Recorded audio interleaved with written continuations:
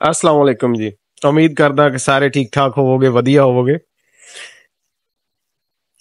China और Japan और मुख्तलिफ कंट्रीज, खास तौर पर मैं जापान की गल करांगा कि एक ऐसा पैरामीटर सैट आ कि प्राइवेट जॉब होवे या सरकारी जॉब होवे, ਉਹਦੇ ਤੇ ਕੰਮ ਕਰਨ ਵਾਲੀ ਫੀਮੇਲਸ ਜਾਂ ਮੇਲ ਯਾਨੀ ਮਰਦ ਔਰ ਔਰਤ ਵਾਸਤੇ ਇੱਕ ਪੈਰਾਮੀਟਰ ਸੈੱਟ ਕੀਤਾ ਗਿਆ। ਪੈਰਾਮੀਟਰ ਇਹ ਸੈੱਟ ਕੀਤਾ ਗਿਆ ਕਿ ਜਿਹੜੀ ਲੇਡੀ ਹੈ ਉਹ 12 ਕਿਲੋ ਤੋਂ ਜ਼ਿਆਦਾ ਵਜ਼ਨ ਨਹੀਂ ਉਠਾਏਗੀ ਔਰ ਜਿਹੜਾ ਮਰਦ ਹੈ ਉਹ 20 ਕਿਲੋ ਤੋਂ ਉੱਤੇ ਵਜ਼ਨ ਨਹੀਂ ਉਠਾਏਗਾ। ਹਾਲਾਂਕਿ ਉਠਾਉਣ ਨੂੰ ਲੇਡੀ ਜਿਹੜੀ ਹੈ ਉਹ 12 ਕਿਲੋ ਤੋਂ ਜ਼ਿਆਦਾ ਉਠਾ ਸਕਦੀ, ਮਰਦ ਜਿਹੜਾ 20 ਕਿਲੋ ਤੋਂ ਜ਼ਿਆਦਾ ਉਠਾ ਸਕਦਾ। ਲੇਕਿਨ ਉਹਨਾਂ ਦੇ ਲੋਕ ਜਿਹੜੇ ਨੇ ਨਾ, ਉਹ ਇਨਸਾਨੀਅਤ ਨਾਲ ਪਿਆਰ ਕਰਨ ਵਾਲੇ ਲੋਕ ਨੇ, ਉਹ ਅਦਲੋ ਇਨਸਾਫ ਵਾਲਾ ਮੁਆਸ਼ਰਾ ਹੈ। ਉੱਥੇ ਕੀ ਹੈ ਕਿ ਰਿਸਰਚ ਨੇ ਇਹ ਗੱਲ ਦੱਸੀ ਹੈ ਕਿ ਜਿਹੜੇ ਮਰਦ ਜਾਂ ਔਰਤਾਂ ਆਪਣੇ ਇੱਕ ਖਾਸ ਵਜ਼ਨ ਤੋਂ ਜ਼ਿਆਦਾ ਵਜ਼ਨ ਚੱਕਦੀਆਂ, ਜ਼ਿਆਦਾ ਸਖਤ ਮਿਹਨਤ ਕਰਦੇ ਆ, ਉਹਨਾਂ ਲੋਕਾਂ ਦੀ ਜਿਹੜੀ ਬੁਢਾਪੇ ਦੀ ਲਾਈਫ ਹੁੰਦੀ ਹੈ, ਯਾਨੀ ਜਿਹੜੀ ਰਿਟਾਇਰਡ ਲਾਈਫ ਹੁੰਦੀ ਹੈ, ਉਹ ਬਹੁਤ ਜ਼ਿਆਦਾ ਅਜ਼ੀਅਤ ਭਰੀ ਹੁੰਦੀ ਹੈ।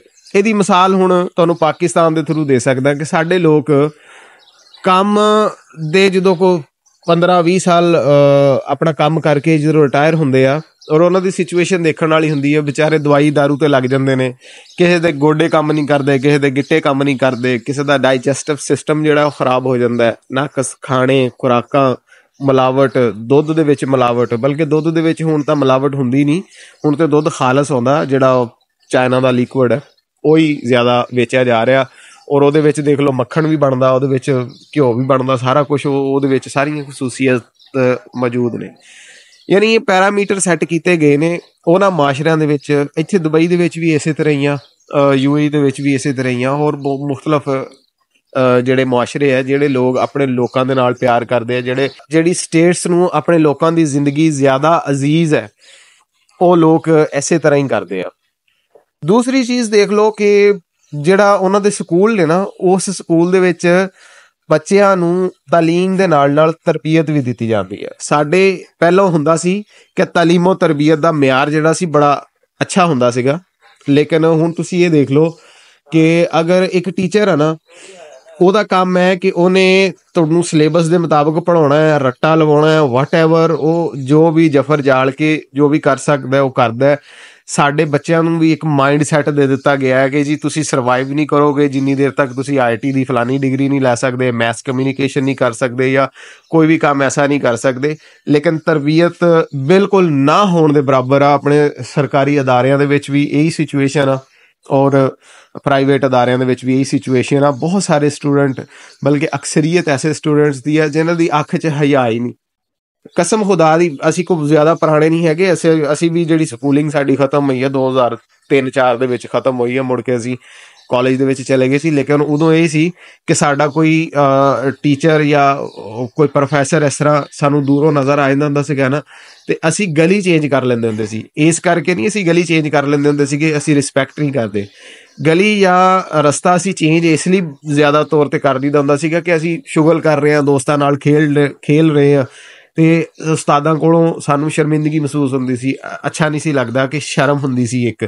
ਜਾਂ ਅਗਰ ਮਿਲਣਾ ਤੇ ਇੰਤਹਾਈ ਤਰੀਕੇ ਅੱਛੇ ਦੇ ਨਾਲ ਨਜ਼ਰਾਂ ਝੁਕਾ ਕੇ ਮਿਲਣਾ, ਔਰ ਬੜੇ ਇੰਤਹਾਈ ਅਦਬੋ ਇਹਤਰਾਮ ਦੇ ਨਾਲ ਮਿਲਣਾ। ਲੇਕਿਨ ਹੁਣ ਬਹੁਤ ਸਾਰੇ ਐਸੇ ਸਟੂਡੈਂਟ ਦੇਖੇ ਆ ਜਿਹੜੇ ਟੀਚਰਸ ਨੂੰ ਉਹਨਾਂ ਦੇ ਮੂੰਹ ਦੇ ਉੱਤੇ ਗਾਲੀ ਗਲੋਚ ਵੀ ਕਰ ਦਿੰਦੇ ਨੇ, ਉਹਨਾਂ ਦੇ ਨਾਲ ਫੱਡੇ ਵੀ ਕਰਦੇ ਨੇ। ਅਗਰ ਟੀਚਰ ਕੋਈ ਥੋੜੀ ਜਿਹੀ ਸਖਤੀ ਦੇ ਨਾਲ ਕੋਈ ਗੱਲ ਕਰ ਦਿੰਦਾ ਤੇ ਸਟੂਡੈਂਟ ਉਹਨਾਂ ਦੇ ਕੋਲੋਂ ਪ੍ਰੋਪਰ ਬਦਲਾ ਲੈਂਦੇ ਨੇ, ਆਪਣੇ ਮਾਂ-ਬਾਪ ਨੂੰ ਦੱਸਦੇ ਨੇ ਕਿ ਜੀ ਸਾਡੇ ਨਾਲ ਇੰਜ ਹੋਇਆ, ਜਾਂ ਟੀਚਰ ਨੇ ਸਾਡੇ ਨਾਲ ਸਖਤੀ ਕੀਤੀ ਆ। ਤੇ ਉਹ ਮਾਂ-ਬਾਪ ਆਉਂਦੇ ਨੇ ਆ ਕੇ ਪ੍ਰਿੰਸੀਪਲ ਨੂੰ ਜਾਂ ਜੋ ਵੀ ਅਦਾਰੇ ਦਾ ਰਈਸ ਹੁੰਦਾ ਉਹਨੂੰ ਆ ਕੇ ਦੱਸਣਾ। ਜ਼ਾਹਰੀ ਗੱਲ ਹੈ ਪ੍ਰਾਈਵੇਟ ਸਕੂਲ ਕਾਲਜ ਨੇ ਹਰ ਬੰਦੇ ਨੂੰ ਅੱਜ ਕੱਲ੍ਹ ਜੋ ਤਗੋ ਦੋ ਕਰਕੇ ਕਮਾਈ ਕਰ ਰਹੇ ਨੇ ਆਪਣੀ ਫੈਮਲੀਆਂ। ਜਦੋਂ ਕਿਸੇ ਕਾਰੋਬਾਰ, ਕਿਸੇ ਬਿਜ਼ਨਸ ਦੇ ਵਿੱਚ ਪੈਸੇ ਦਾ ਸਵਾਲ ਹੋਵੇ ਨਾ, ਫਿਰ ਉੱਥੇ ਇਨਸਾਨੀਅਤ ਨੂੰ ਨਹੀਂ ਦੇਖਿਆ ਜਾਂਦਾ, ਉੱਥੇ ਦੇਖਿਆ ਜਾਂਦਾ ਕਿ ਮੋਟਾ ਮਾਲ ਕਿੱਧਰੋਂ ਆ ਰਿਹਾ।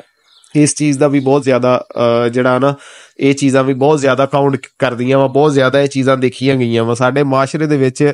ਤਸ਼ਕੀਲੇ ਨੋ ਵੀ ਬਿਲਕੁਲ ਨਹੀਂ ਹੋ ਪਾ ਰਹੀ। ਉਹਦੀ ਵਜੂਹਾਤ ਇਹੀ ਹੈ ਕਿ ਜਦੋਂ ਕਿਸੇ ਇੱਕ ਤਾਲੀਮ ਜਿਹਾ ਇੱਕ, ਲੇਕਿਨ ਇਹਨੂੰ ਵੀ ਬਿਜ਼ਨਸ ਦਾ ਜਦੋਂ ਜ਼ੇਨ ਦੇ ਦਿੱਤਾ ਗਿਆ, ਜਦੋਂ ਇਹਨੂੰ ਵੀ ਬਿਜ਼ਨਸ ਕਰਾਰ ਦੇ ਦਿੱਤਾ ਗਿਆ, ਤੇ ਫਿਰ ਇਹਦੇ ਵਿੱਚ ਤੁਸੀਂ ਇੱਜ਼ਤ ਨੂੰ ਭੁੱਲ ਜਾਓ। ਇੱਜ਼ਤ ਸਿਰਫ ਔਰ ਸਿਰਫ ਉੱਥੇ ਹੀ ਹੋਏਗੀ ਜਿੱਥੇ ਪੈਸਾ ਜ਼ਿਆਦਾ ਹੋਏਗਾ। ਪੈਸਾ ਨਹੀਂ ਹੋਏਗਾ, ਇੱਜ਼ਤ ਨਹੀਂ ਹੋਏਗੀ। ਜਾਂ ਤੁਸੀਂ ਬਿਜ਼ਨਸ ਦੇ ਵਿੱਚ ਕਿਸੇ ਕਲਾਇੰਟ ਨੂੰ ਨਾਰਾਜ਼ ਕਰੋਗੇ, ਯਾਨੀ ਆਪਣੇ ਸਟੂਡੈਂਟ ਨੂੰ ਨਾਰਾਜ਼ ਕਰੋਗੇ, ਤੇ ਤੁਹਾਡੀ ਐਸੀ ਦੀ ਤੈਸੀ ਹੋ ਜਾਏਗੀ। ਇਹ ਸਾਡੇ ਮੁਆਸ਼ਰੇ ਦਾ ਇੱਕ ਮਾਈਂਡ ਸੈੱਟ ਆ।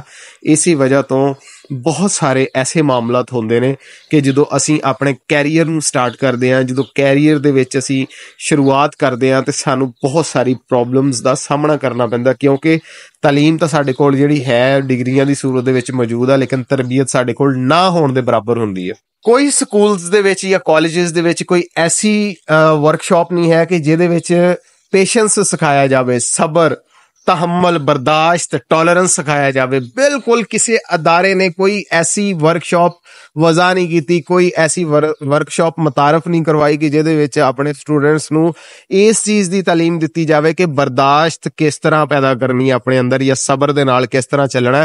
ਹੁਣ ਇੱਥੇ ਪ੍ਰਦੇਸਾਂ ਦੇ ਵਿੱਚ ਮੁਖਤਲਿਫ ਕੌਮਾਂ ਜਿਹੜੀਆਂ ਉਹਨਾਂ ਦੇ ਬੱਚੇ ਪੜ੍ਹੇ ਲਿਖੇ ਆਉਂਦੇ ਆ ਕੇ ਉਹ ਇੱਕ ਪ੍ਰੋਪਰ ਪ੍ਰੋਫੈਸ਼ਨਲ ਤਰੀਕੇ ਦੇ ਨਾਲ ਆਪਣੇ ਕੰਮ ਦਾ ਆਗਾਜ਼ ਕਰਦੇ ਆ, ਆਪਣੇ ਕੰਮ ਨੂੰ ਸਰ ਅੰਜਾਮ ਦਿੰਦੇ ਆ। ਸਾਡੇ ਮੋਸਟਲੀ ਪਾਕਿਸਤਾਨੀਆਂ ਦੀ ਸਿਚੁਏਸ਼ਨ ਇਹ ਹੁੰਦੀ ਆ ਕਿ ਅਗਰ ਕਿਸੇ ਨੇ ਕੋਈ ਮਾੜੀ ਜੀ ਗੱਲ ਕਹੀ ਹੈ, ਸਾਨੂੰ ਉਨੀ ਦੇਰ ਤੱਕ ਸਕੂਨ ਨਹੀਂ ਆਉਂਦਾ ਜਿੰਨੀ ਦੇਰ ਤੱਕ ਅਸੀਂ ਉਹਦੇ ਕੋਈ ਚਪੇੜਾਂ, ਥੱਪੜ, ਧੱਫੇ ਨਹੀਂ ਮਾਰ ਲੈਂਦੇ। ਫਿਰ ਹੁੰਦਾ ਕੀ ਹੈ ਕਿ ਸਾਨੂੰ ਕੰਪਨੀ ਦੇ ਵਿੱਚੋਂ ਕੱਢ ਦਿੱਤਾ ਜਾਂਦਾ ਹੈ, ਫਿਰ ਅਸੀਂ ਦਰ ਬਦਰ ਠੋਕਰਾਂ ਖਾਨੇ, ਧੱਕੇ ਖਾਨੇ, ਫਿਰ ਜਿਹੜਾ ਕੰਮ ਲੱਭਦਾ ਸੀ ਉਹ ਕਰਨ ਤੇ ਮਜਬੂਰ ਹੋ ਜੰਨੇ ਆ। ਲੇਕਿਨ ਅਸੀਂ ਉਸ ਚੀਜ਼ ਦੀ ਕਦਰ ਨਹੀਂ ਕਰਦੇ ਕਿ ਇੱਕ ਚੀਜ਼, ਇੱਕ ਕੰਮ ਹੈ ਜਿਹੜਾ ਕਿ ਪ੍ਰੋਫੈਸ਼ਨਲ ਵੇ ਦੇ ਨਾਲ ਕੀਤਾ ਜਾ ਸਕਦਾ, ਅਸੀਂ ਉੱਤੋਂ 'ਚ ਹੀ ਵਲ ਕੇ ਆਉਂਦੇ ਹਾਂ।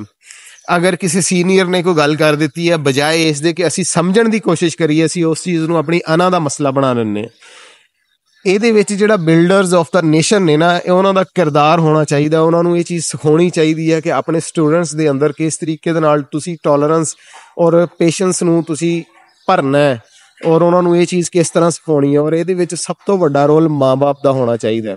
ਅਗਰ ਸਾਡੇ ਬੱਚੇ ਕੋਈ ਸ਼ਰਾਰਤ ਕਰਕੇ ਆਉਂਦੇ ਆ ਬਾਹਰੋਂ, ਜਾਂ ਕਿਸੇ ਨੂੰ ਤੰਗ ਕਰਕੇ ਆਉਂਦੇ ਆ, ਤੇ ਬੰਦੇ ਦੀ ਗੱਲ ਸੁਣਦੇ ਆ ਕਿ ਜੀ ਇਹਨੇ ਹੂੰ ਕਹੀ ਤੇ ਕਹੀ ਕਿੱਦਾਂ ਕਹੀ, ਸਾਡੇ ਬੱਚੇ ਨੂੰ ਕਹੀ। ਜਦੋਂ ਬੱਚੇ ਨੂੰ ਇਸ ਲੈਵਲ ਦੇ ਉੱਤੇ ਜਾ ਕੇ ਤੁਸੀਂ ਨਜ਼ਰ ਅੰਦਾਜ਼ ਕਰੋਗੇ ਤੇ ਬੱਚਾ ਕਦੀ ਵੀ ਪੇਸ਼ੈਂਸ, ਇਖਲਾਕੀਆਤ ਯਾਨੀ ਬੱਚਾ ਕਦੀ ਵੀ ਨਹੀਂ ਸਿੱਖ ਸਕਦਾ ਜਿੰਨੀ ਦੇਰ ਤੱਕ ਮਾਂ-ਬਾਪ ਉਸ ਚੀਜ਼ ਨੂੰ ਆਪਣੇ ਜ਼ਾਵੀਏ ਦੇ ਨਾਲ ਨਹੀਂ ਪਰਖਦੇ, ਆਪਣੇ ਤਰੀਕੇ ਦੇ ਨਾਲ ਬੱਚੇ ਤਰਬੀਅਤ ਨਹੀਂ ਕਰਦੇ। ਔਰ ਨਾ ਸਿਰਫ ਆਪ ਤਰਬੀਅਤ ਨਹੀਂ ਕਰਦੇ, ਬਲਕਿ ਟੀਚਰਸ ਨੂੰ ਵੀ ਅਲਾਓ ਨਹੀਂ ਕਰਦੇ ਕਿ ਉਹਨਾਂ ਦੀ ਤਰਬੀਅਤ ਕਰਨ। ਦੇਖੋ, ਤਰਬੀਅਤ ਦੇ ਮੁਖਤਲਿਫ ਮਰਾਹਿਲ ਹੁੰਦੇ ਨੇ, ਜਿਹਦੇ ਵਿੱਚ ਸਖਤੀ ਵੀ ਕਰਨੀ ਪੈਂਦੀ ਹੈ ਟੀਚਰ ਨੂੰ ਜਾਂ ਵਾਲਿदैन ਨੂੰ, ਜਿਹਦੇ ਵਿੱਚ ਬੱਚਿਆਂ ਨੂੰ ਸਿਖਾਉਣ ਵਾਸਤੇ ਕੋਈ ਸਬਕ ਅਮੋਜ਼, ਕੋਈ ਐਕਸਪੀਰੀਅੰਸ ਤੋਂ ਵੀ ਗੁਜ਼ਰਨਾ ਪੈਂਦਾ ਹੈ। ਲੇਕਿਨ ਅਸੀਂ ਕਹਿੰਦੇ ਕਿ ਸਾਡੇ ਬੱਚਿਆਂ ਨੂੰ ਤੱਤੀ ਵਾਹ ਨਾ ਲੱਗੇ। ਜਦੋਂ ਅਸੀਂ ਇਸ ਤਰ੍ਹਾਂ ਦੀ ਜ਼ਿਹਨੀਅਤ ਰੱਖਦੇ ਹਾਂ, ਫਿਰ ਆਉਣ ਵਾਲੇ ਵਕਤਾਂ ਦੇ ਵਿੱਚ ਸਾਰੀ ਜ਼ਿੰਦਗੀ ਸਾਡੇ ਬੱਚਿਆਂ ਨੂੰ ਤੱਤੀ ਵਾਹ ਹੀ ਲੱਗਦੀ ਹੈ। ਵਕਤੀ ਤੌਰ 'ਤੇ ਅਸੀਂ ਉਸ ਚੀਜ਼ ਨੂੰ ਸੰਭਾਲ ਲੈਂਦੇ ਹਾਂ, ਲੇਕਿਨ ਆਉਣ ਵਾਲੀ ਜ਼ਿੰਦਗੀ ਦੇ ਵਿੱਚ ਬੱਚੇ ਦੇ ਨਾਲ ਇਹ ਕੰਮ ਸਾਰੀ ਜ਼ਿੰਦਗੀ ਹੁੰਦਾ ਰਹਿੰਦਾ ਕਿ ਬੱਚੇ ਦੀ ਤਰਬੀਅਤ ਨਹੀਂ ਹੋਈ ਹੁੰਦੀ ਔਰ ਬੱਚਾ ਰੁਲਦਾ ਰਹਿ ਜਾਂਦਾ। ਤੇ ਇਹ ਚੀਜ਼ਾਂ ਜਿਹੜੀਆਂ ਨੇ ਨਾ, ਛੋਟੀਆਂ-ਛੋਟੀਆਂ ਚੀਜ਼ਾਂ ਬਜ਼ਾਹਰ, ਲੇਕਿਨ ਇਹਨਾਂ ਦਾ ਇੰਪੈਕਟ ਬਹੁਤ ਵੱਡੇ ਨੇ। ਇਸ ਕਰਕੇ ਇਸ ਚੀਜ਼ ਦੇ ਉੱਤੇ ਤਵੱਜੋ ਦੇਣ ਦੀ ਬਹੁਤ ਜ਼ਰੂਰਤ ਆ। ਬਹੁਤ ਬਹੁਤ ਸ਼ੁਕਰੀਆ।